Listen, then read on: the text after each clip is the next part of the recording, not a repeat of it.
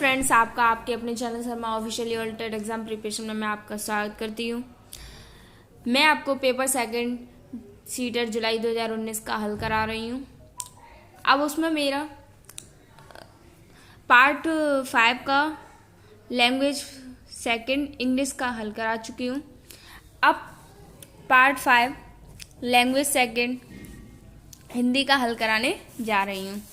तो देखिए आप यहाँ पे ये जो है गद्यांश दे रखा है। आज शिक्षा के क्षेत्र में भी बाजारीकरण हो जाने के कारण शिक्षा महंगी और गरीबों की पहुंच से बाहर हो चुकी है। यहाँ से लेकर यहाँ तक है शुभ संकेत हैं। तो इसका आप स्क्रीनशॉट ले लीजिए और करते रहिए हल। अब तक सभी ने ले लिया होगा। अब आगे बढ़ते हैं। 121 क्वेश्चन देखते हैं। उपयोगिता शब्द में उपसर्ग और प्रत्यय क्रमशः है। उपयोगिता शब्द में उपसर्ग और प्रत्यय क्रमशः है तो उपयोगिता, तो उप इसका उपसर्ग हो जाएगा और इता इसकी प्रत्यय हो जाएगा। तो 121 का हमारा थर्ड ऑप्शन यहाँ पे सही हो जाएगा। 122 क्वेश्चन देखते हैं। आज शिक्षा गरीबों की पहुंच से बाहर होती जा रही है, इसका क्या कारण है? तो इसका क्या कारण है? तो 122 का फर्स्ट ऑप्शन यहाँ पे सही हो जाएगा। बाजारीकरण के कारण शिक्षा महंगी हो गई है। क्या हो गई है? बाजारीकरण के कारण शिक्षा महंगी हो गई है। 123 देखिए।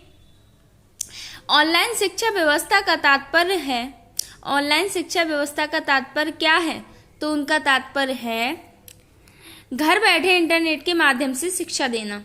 घर बैठे इंटरनेट के माध्यम से शिक्षा देना। तो 123 का हमारा थर्ड ऑप्शन यहाँ पे सही हो जाएगा। 124 देखिए। भारत के लिए शुभ संकेत हैं। तो भारत के लिए क्या शुभ संकेत है? भारत के लिए क्या शुभ संकेत है? हिंदी सीखने सिखाने की मांग को बढ़ाना। ठीक है, तो 124 का हमारा फोर्थ ऑप्शन यहाँ पे सही हो जाएगा। 125 देखिए। भारत में ऑनलाइन शिक्षा में निरंतर रुचि बढ़ने का उपयुक्त कारण नहीं है। तो क्या नहीं है? तो 125 का हमारा कौन सा कारण नहीं है इसमें? तो थर्ड ऑप्शन यहाँ पे सही हो जाएगा। अधिकतर शिक्षा संस्थान ऑनलाइन व्यवस्था अपना रहे हैं। ठीक है,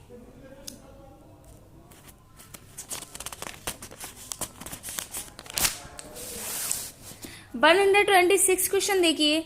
भारत ऑनलाइन शिक्षा देने वाली कंपनियों के लिए बहुत बड़ा बाजार बन गया है क्योंकि अधिकांश युवक किन्हीं कारणों से विश्वविद्यालय शिक्षा से वंचित रह जाते हैं। ठीक है, तो 126 का हमारा सेकंड ऑप्शन यहाँ पे सही हो जाएगा, क्योंकि बहुत सारे बच्चे ऐसे होते हैं जो हमारी यूनिवर्सिटी की शिक्षा से वंचित रह जाते हैं, क्योंकि वो किसी कारण बस पहुंच ही नहीं पाते हैं कॉलेज या यूनिवर्सिटी में या स्कूल में पहुंच ही नहीं पाते हैं, तो उनको पूर्ण तरीके से शिक्षा प्राप्त नहीं हो पाती। ठीक है, 127 क्वेश्चन देखिए। गद्यांश में प्रयुक्त निम्नलिखित वाक्य को 4 भागों में बांटा गया है, जिनमें से किसी एक भाग में अशुद्धि है। अशुद्ध भाग को पहचान कर चिन्हित कीजिए। तो 127 का हमारा यहाँ पर थर्ड ऑप्शन यहाँ पे सही हो जाएगा, सेकंड। अशुद्ध वाक्य जो है हमारा वो है समझने जानने की जिज्ञासा भी, ये हमारा अशुद्ध हो जाएगा। तो 127 का हमारा थर्ड ऑप्शन यहाँ पे सही हो जाएगा। 128 देखिए। उत्पत्ति की दृष्टि से ऑनलाइन और शिक्षा क्रमशः क्या कौन से शब्द हैं? उत्पत्ति की दृष्टि से ऑनलाइन और शिक्षा शब्द हैं क्रमशः कौन से शब्द हैं? तो 128 का हमारा यहाँ पर फोर्थ ऑप्शन यहाँ पे सही हो जाएगा। कौन से शब्द हैं? आगत और तत्सम। ऑनलाइन हमारा आगत शब्द है जो कि प्रचलन में है अभी।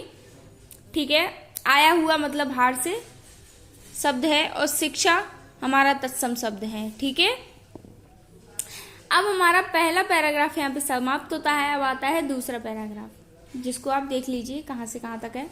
हमारे व्यवहारिक तथा अथवा वास्तविक जीवन में भी यही सिद्धांत काम करता है। यहाँ से लेकर और यहाँ तक है आकर बढ़ने लगेगा। आप इसका स्क्रीनशॉट ले लीजिए और हल करते रहिए। इसको सॉल्व करते रहिए। ठीक है फ्रेंड्स, अब देखते हैं 129 क्वेश्चन। फूल के लिए कौन सा विशेषण अनुपयुक्त है? जो अनुपयुक्त है फूल के लिए, तो यहाँ पर सुवासित है, मसृण है, रंगीन है, ये सब फूल के ही तो हैं, लेकिन आकर्षित यहाँ पर अनुपयुक्त कहा गया है। इस पैराग्राफ में दे रखा है, तो इसको आकर्षित यहाँ पे अनुपयुक्त हो जाएगा यहाँ पर। तो 129 का हमारा फर्स्ट ऑप्शन यहाँ पे सही हो जाएगा। क्लियर है? 130 क्वेश्चन देखिए, निम्नलिखित शब्द युग्मों में उस युग्म को पहचानिए जो शेष से भिन्न हो। 130 का हमारा सेकंड ऑप्शन यहाँ पे सही हो जाएगा, रूप और स्वरूप। देखिए, सुंदर असुंदर, सद्गुण दुर्गुण, आकर्षण विकर्षण और रूप और स्वरूप, यानी कि यहाँ पर इसके सारे तो विलोम दे रखे हैं, लेकिन इसका ये सबसे अलग है, तो स्वरूप और स्वरूप। तो 130 का हमारा सेकंड ऑप्शन यहाँ पे सही हो जाएगा। ठीक है फ्रेंड्स, 131 क्वेश्चन देखिए, फूल और तितली का उदाहरण देकर लेखक सिद्ध करना चाहता है कि, क्या सिद्ध करना चाहता है लेखक सिद्ध करना चाहता है कि गुणीजनों को गुणवान ही आकर्षित करते हैं।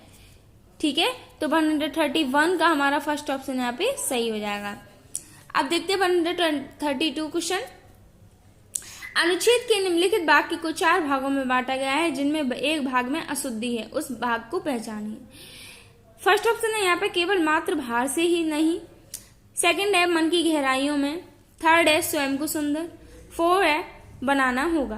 तो 132 का हमारा सेकंड ऑप्शन यहाँ पे सही हो जाता है। पहला ही यहाँ पर गलत है, केवल मात्र बाहर से ही अशुद्ध भाग दे रखा है, ये हमारा 132 का हमारा सेकंड ऑप्शन यहाँ पे सही हो जाएगा। अब आते हैं 133 क्वेश्चन की तरफ। अपने व्यवहार को व्यवस्थित और आदतों को अच्छा करने से क्या होगा? तो क्या होगा?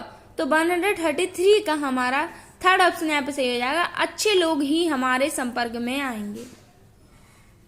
अपने व्यवहार को व्यवस्थित और आदतों को अच्छा करने से क्या होगा कि अच्छे ही लोग हमारे संपर्क में आएंगे और हम अच्छी ही आदतों को सीखेंगे। ठीक है फ्रेंड्स, 134 देखिए, हमारे व्यवहार और कार्य स्वयं ठीक हो जाएंगे यदि हम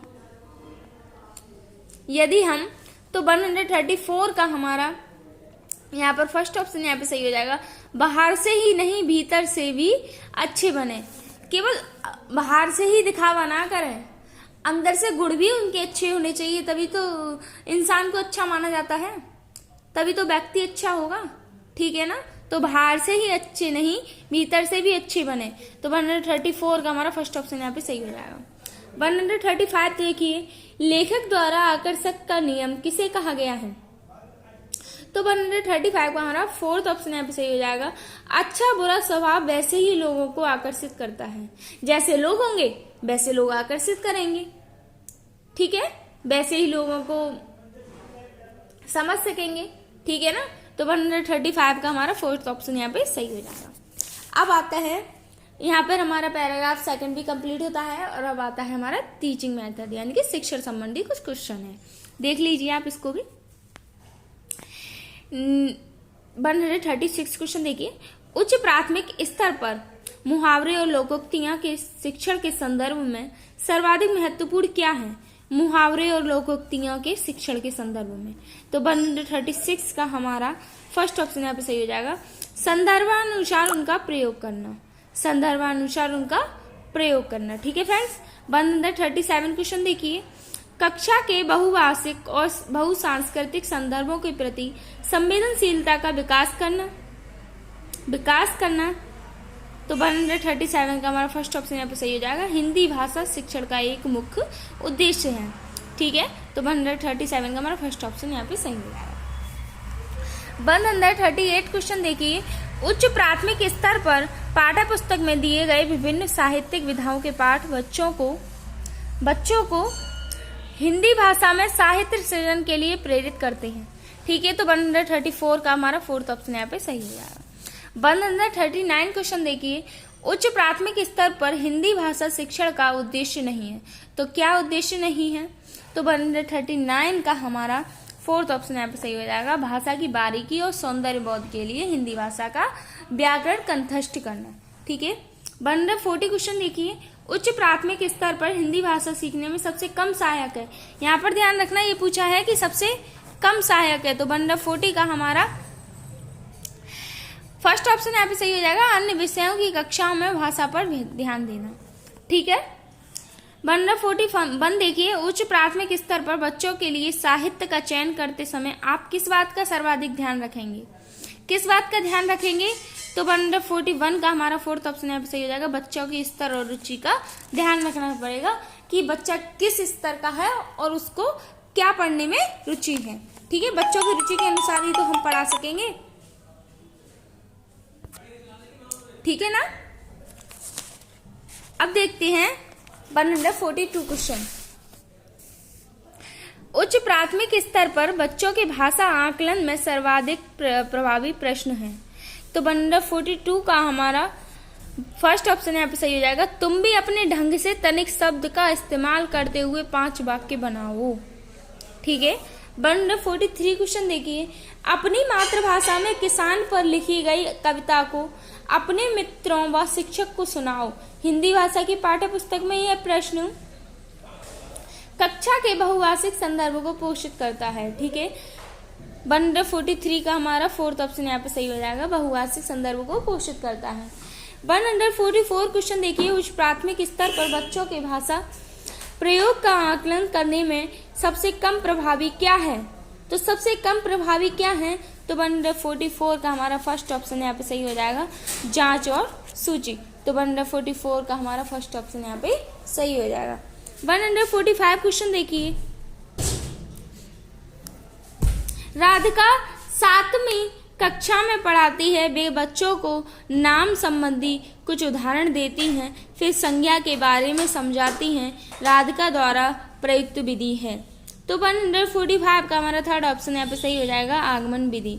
आगमन विधि द्वारा उदाहरण दिया जाता है, तो इसी वजह से, क्योंकि यहाँ पे ये बोल रहा है कि ये बच्चों को नाम संबंधी कुछ उदाहरण, जहाँ पर उदाहरण की बात आती है वहाँ हमारी आगमन विधि होती है। ठीक है ना। तो 145 का हमारा थर्ड ऑप्शन यहाँ पर सही हो जाएगा। 146 क्वेश्चन देखिए, 8वीं कक्षा में पढ़ाने वाले अली अक्सर बच्चों के गलत शब्दों के नीचे शब्द का ठीक रूप लिखकर दोनों में अंतर करने के लिए कहते हैं। इसका मुख्य उद्देश्य क्या है? तो 146 का हमारा फोर्थ ऑप्शन यहाँ पे सही हो जाएगा, अवलोकन द्वारा सही वर्तनी की ओर ध्यान आकृष्ट करना। अवलोकन द्वारा सही वर्तनी की ओर ध्यान आकृष्ट करना। तो 146 का हमारा फोर्थ ऑप्शन यहाँ पे सही हो जाएगा।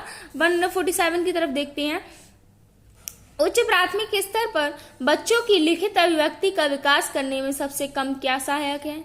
तो सबसे कम क्या सहायक है? तो 147 का हमारा यहाँ पर सही हो जाएगा थर्ड ऑप्शन, अपने बचपन की कोई ऐसी घटना लिखो जब शरारत करने पर डांट पड़ी हो। ठीक है, अभिव्यक्ति का विकास करने में जो सबसे कम सहायक है, यहाँ पे पूछा है जो सबसे कम सहायक है। 147 का हमारा थर्ड ऑप्शन यहाँ पे सही हो जाएगा। 148 क्वेश्चन देखते हैं, बच्चों में पढ़ने लिखने की कुशलता के विकास में सर्वाधिक सहायक है। तो बच्चों में पढ़ने लिखने की कुशलता के विकास में सर्वाधिक क्या सहायक है? तो 148 का हमारा फोर्थ ऑप्शन यहाँ पे सही हो जाएगा, कहानी पढ़कर सवाल बनाना। कहानी पढ़कर सवाल बनाना मतलब कोई भी हम कहानी पढ़ रहे हैं उसमें से प्रश्न ढूंढना। तो ये क्या हो जाएगा, बच्चा पढ़ भी रहा है, उसको समझ भी रहा है, तो उसकी कुशलता का सर्वाधिक उसमें सहायक हो जाती है, बहुत अधिक सहायक हो जाती है इसके विकास में। तो 148 का हमारा फोर्थ ऑप्शन यहाँ पे सही हो जाएगा। 149 क्वेश्चन देखिए, कक्षा का बहुभाषिक संदर्भ यह मांग करता है कि क्या मांग करता है कि बच्चों की मातृभाषा को कक्षा में स्थान दिया जाए। ठीक है, तो 149 का हमारा सेकंड ऑप्शन यहाँ पे सही हो जाएगा। 150 क्वेश्चन देखते हैं। इसी के साथ तो हमारे यहाँ पर आज वीडियो खत्म हो जाएगी सीटेट पेपर सेकंड की भी, जुलाई 2019 की। अब देखते हैं 150 क्वेश्चन, उच्च प्राथमिक स्तर पर हिंदी भाषा शिक्षण का एक महत्वपूर्ण उद्देश्य है। तो इसका महत्वपूर्ण उद्देश्य क्या है कि हिंदी भाषा के विविध स्वरूपों की जानकारी देना। बच्चों को जब उच्च प्राथमिक स्तर पर आ जाता है तो बच्चों को हिंदी भाषा की बहुत सारी जानकारी होनी चाहिए उनको, कि उनको विस्तार से जानकारी प्रदान करनी चाहिए, ठीक है ना। तो 150 का हमारा फोर्थ ऑप्शन यहाँ पे सही हो जाएगा, हिंदी भाषा के विविध स्वरूपों की जानकारी देना। इसी के साथ हमारा पेपर सेकंड सीटेट जुलाई 2019 का कंप्लीट होता है। अब हम आगे आपको कुछ महत्वपूर्ण टॉपिक्स स्टार्ट करा देंगे सीटेट के लिए। सीटेट आने वाला है 2020 का, तो उसके लिए तब तक के लिए आप गुड इवनिंग फ्रेंड्स, आप अच्छे रहें, बाय बाय।